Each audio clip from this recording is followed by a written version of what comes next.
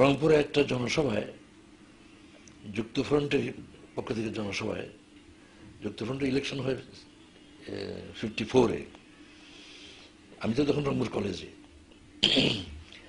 রংপুরের যুক্তফ্রন্টের বিরাট জনসভা হয়। সেই জনসভায় সরওয়ার্দী সাহেব গেলেন, মৌলানা ভাসানী গেলেন।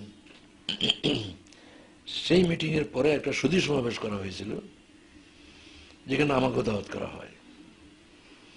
তখন শেখ মুজিব ওই যে লিয়াকত আলী খানকে রাষ্ট্রভাষার ব্যাপারে আমি মেমোরেন্ডাম দিলাম, ওটা রেফারেন্স দিয়ে সরওয়ার্দী সাহেবের সঙ্গে আমার সরাসরি কোনো পরিচয় এর আগে ছিল না। শেখ মুজিব আমাকে সরওয়ার্দী সাহেবের সঙ্গে ওই মিটিংয়ে পরিচয় করাই দেন। তখন বলছিলেন যে লিয়াকত আলী খানকে ছাত্রদের পক্ষ থেকে ভাষা আন্দোলনের প্রতিনিধিত্ব করেন তিনি, এবং তিনি সেখানে ইউনিভার্সিটি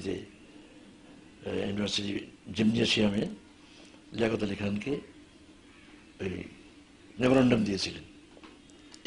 এই কথা বলে আমাকে ওনার সঙ্গে পরিচিত করেন।